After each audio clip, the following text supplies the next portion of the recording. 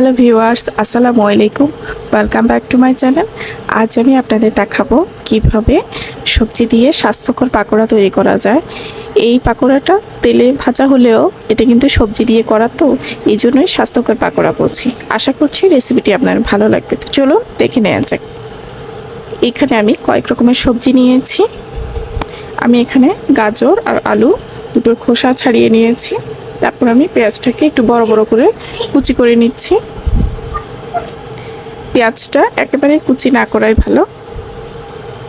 এখানে আমি এখন বরবটি কুচি করে নিচ্ছি। বরবটিটাও কিন্তু একদম কুচি কুচি করে নিতে হবে। যত বেশি কুচি হবে ততই ভালো হবে পাকোড়া।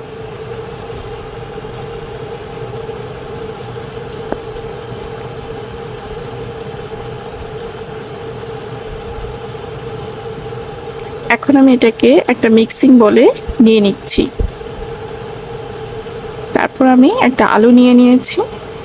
আলুটাকে আমি গ্রেট করে নিচ্ছি। আপনারা চাইলে একদম কুচি কুচি করে কেটে নিতে পারেন, তবে গ্রেট করলে সময় এবং কষ্ট দুটোই কম হয়।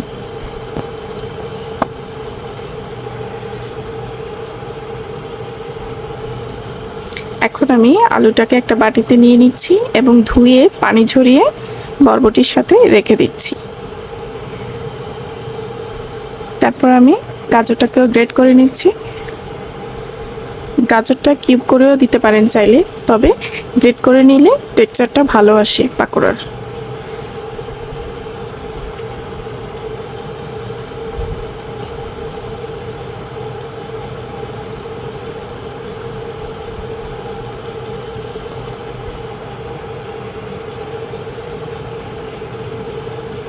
এখন আমি গাজরটাকেও আলুর সাথে রেখে দিচ্ছি।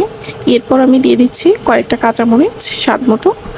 আপনারা চাইলে আরও বেশি কাঁচামরিচ দিতে পারেন অথবা লাল মরিচও দিতে পারেন, তবে কাঁচামরিচটা হেলদি মনে হলো আমার কাছে, এই জন্য আমি কাঁচামরিচটাই দিয়েছি।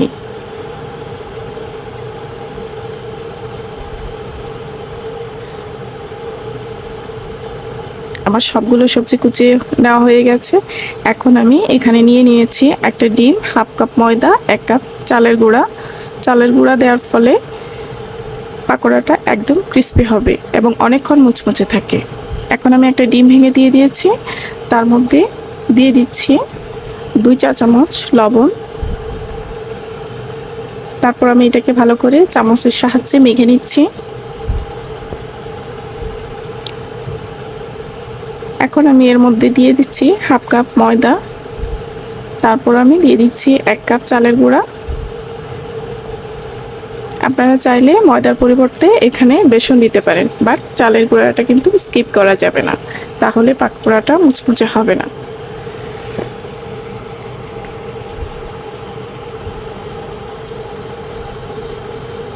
এখন আমি এটাকে ভালো করে মিশিয়ে নিয়েছি। এই পর্যায়ে একটু শুকনো দেখা গেলেও কিছুক্ষণ পর কিন্তু এটা পানি ছেড়ে দিবে। এখন আমি চুলায় একটা প্যান বসিয়ে দিয়েছি, তার মধ্যে দিয়ে দিয়েছি তেল। তেলটা একটু গরম হয়ে আসলে আমি এখন এর মধ্যে পাকোড়াটা শেভ করে দিয়ে দিচ্ছি।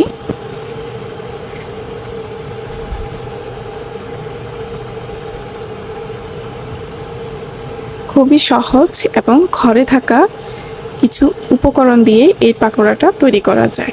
বিকেলের নাস্তার জন্য একদম পারফেক্ট একটা পাকোড়া, সাথে স্বাস্থ্যকরও।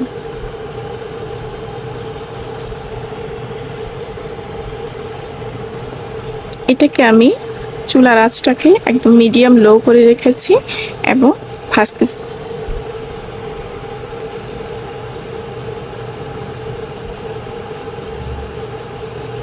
অল্প আছে, এটাকে অনেক সময় নিয়ে ভাজতে হবে, তাহলে অনেকক্ষণ পাকোড়াটা ক্রিস্পি থাকবে।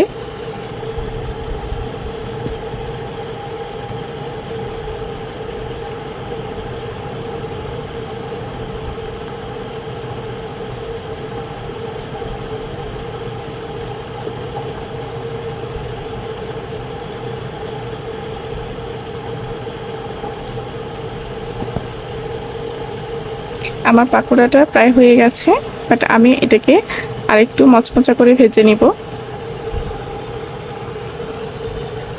পাকোড়াটা একদম হয়ে গেছে। এখন আমি এটাকে উঠিয়ে নিচ্ছি। একটা ছাঁকনির সাহায্যে নিয়ে এটাকে কিচেন টিস্যুর উপর রেখে দিতে হবে। রেসিপিটি কেমন লেগেছে সেটা অবশ্যই কমেন্ট করে জানাবেন। ফ্রেন্ডস এবং ফ্যামিলির সাথে শেয়ার করুন। পরবর্তী ভিডিও পেতে চ্যানেলটি সাবস্ক্রাইব করে রাখুন। এতক্ষণ সাথে থাকার জন্য ধন্যবাদ।